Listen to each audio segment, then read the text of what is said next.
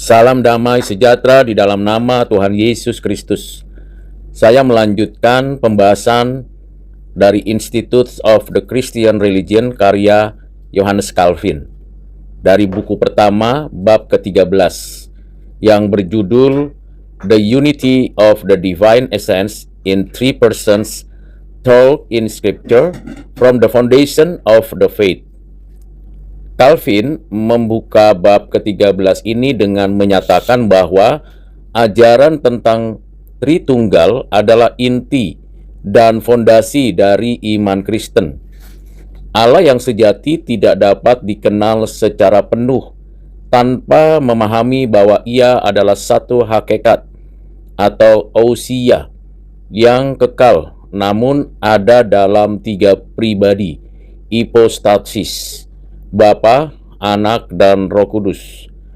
Calvin menegaskan bahwa pengakuan akan Allah Tritunggal bukan hasil spekulasi filsafat, melainkan kesaksian eksplisit dari Alkitab yang menunjukkan kesatuan esensi dan perbedaan pribadi dalam satu kealahan yang sama. Saudara, mari kita perhatikan apa yang ditulis oleh Johannes Calvin pada bab 13 ini. Calvin menolak keras tuduhan bahwa doktrin Tritunggal adalah hasil pemikiran manusia atau penambahan gereja pasca Alkitabiah. Ia menegaskan bahwa ajaran ini tertanam langsung dalam Alkitab, baik dalam Perjanjian Lama maupun Perjanjian Baru. Dalam Perjanjian Lama, Allah sering berbicara dalam bentuk jamak, seperti baiklah kita menjadikan manusia, yang tertulis dari kitab Kejadian pasal 1 ayat 26. Dan Roh Allah bekerja secara aktif dalam penciptaan. Dalam Perjanjian Baru, hubungan antara Bapa, Anak, dan Roh Kudus dijelaskan secara eksplisit dalam Amanat Agung, seperti yang tertulis dalam Injil Matius 28 ayat 19. Dengan pengertian itu, saudara, Calvin menegaskan bahwa Allah adalah satu dalam esensi, tetapi tiga dalam pribadi. Kesatuan hakikat Allah berarti bahwa Bapa, Anak, dan Roh Kudus memiliki kodrat, kemuliaan, dan kuasa yang sama. Namun perbedaan pribadi bukanlah perpecahan, melainkan relasi internal yang kekal. Bapa sebagai asal segala sesuatu, Anak sebagai firman yang diperanakan, dan Roh Kudus sebagai yang dihembuskan dari Bapa dan Anak. Dengan demikian, Tritunggal bukan tiga Allah, tetapi satu Allah dalam tiga pribadi yang saling berhubungan tanpa kebingungan. Saudara yang kekasih dalam Kristus, Calvin menjelaskan juga bahwa pembedaan pribadi dalam Tritunggal bukan hasil dari fungsi atau waktu, melainkan relasi kekal dalam diri Allah sendiri. Bapa tidak lebih besar dari Anak atau Roh, sebab ketiganya satu dalam kemuliaan dan kekekalan. Anak diperanakan, bukan diciptakan. Roh dihembuskan, bukan dijadikan. Pembedaan ini bersifat ontologis, bukan kronologis. Karena itu, Tritunggal adalah realitas ilahi yang abadi, bukan kerja temporal. Selanjutnya, saudara, Calvin menguraikan bahwa pengungkapan Tritunggal memiliki maksud penyelamatan. Allah yang esa dikenal melalui karya tiga pribadinya dalam sejarah keselamatan. Bapa merancang keselamatan, Anak menebus, dan Roh Kudus menerapkannya dalam hati orang percaya. Dengan demikian, doktrin Tritunggal bukan spekulasi metafisik, tetapi dasar iman dan hidup Kristen.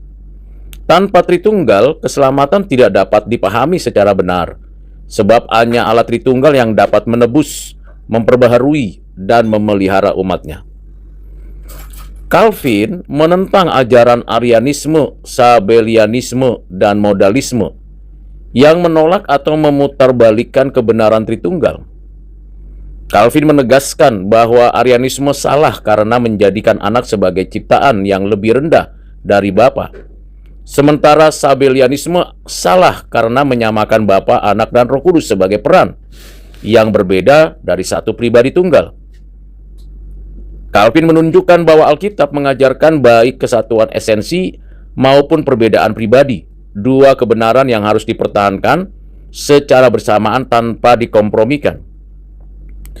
Dengan pengajaran demikian, Calvin menegaskan bahwa kesaksian Alkitab memperlihatkan persekutuan dan kerjasama tiga pribadi dalam setiap tindakan ilahi. Dalam penciptaan, Bapa berbicara melalui firman, Anak, dan Roh melayang-layang di atas air. Dalam penebusan, Bapa mengutus Anak dan Roh mengurapinya. Dalam pembaharuan, Roh bekerja untuk mempersatukan umat dengan Kristus, sehingga mereka berseru, Aba, ya Bapa.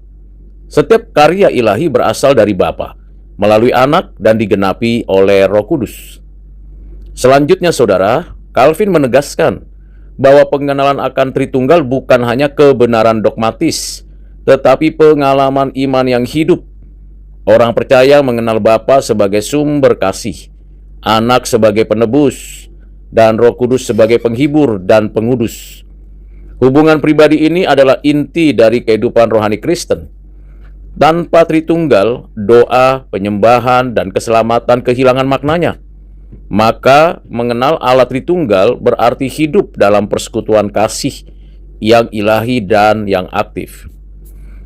Calvin juga menekankan bahwa bahasa tentang Tritunggal harus digunakan dengan kerendahan hati dan kesetiaan terhadap Alkitab.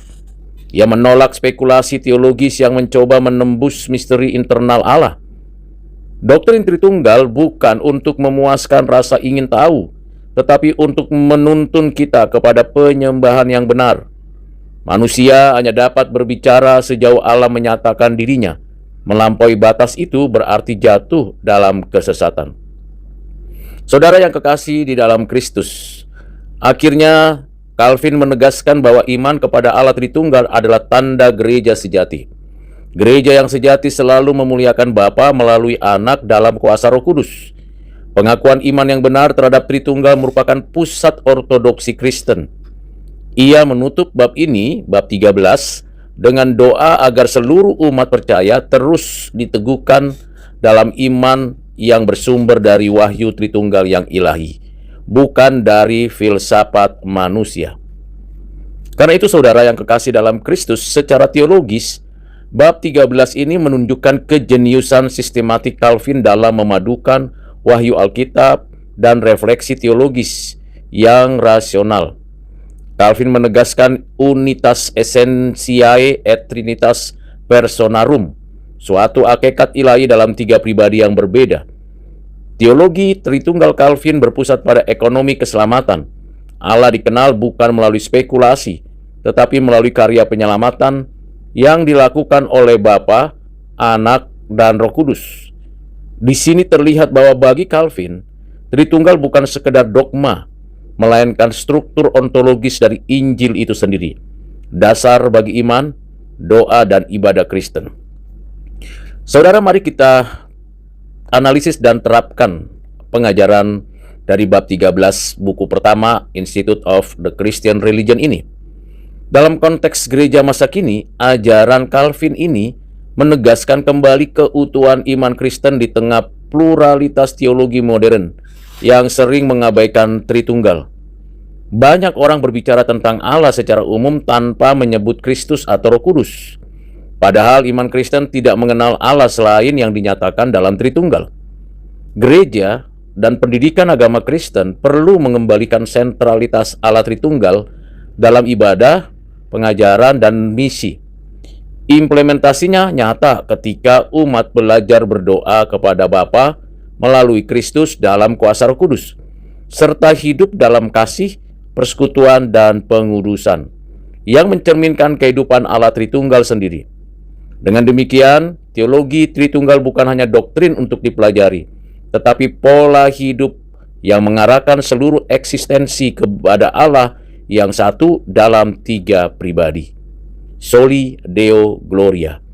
Kiranya pembelajaran dari buku pertama bab 13 dari karya Yohanes Calvin, Institutes of the Christian Religion, dapat memperkaya dan memperdalam pengenalan kita, saya dan saudara, akan Allah Tritunggal, seperti yang diajarkan di dalam Alkitab. Tuhan Yesus memberkati saudara sekalian, dan ikuti terus pembelajaran dari buku ini sampai dengan tuntasnya. Tuhan memberkati. Amin.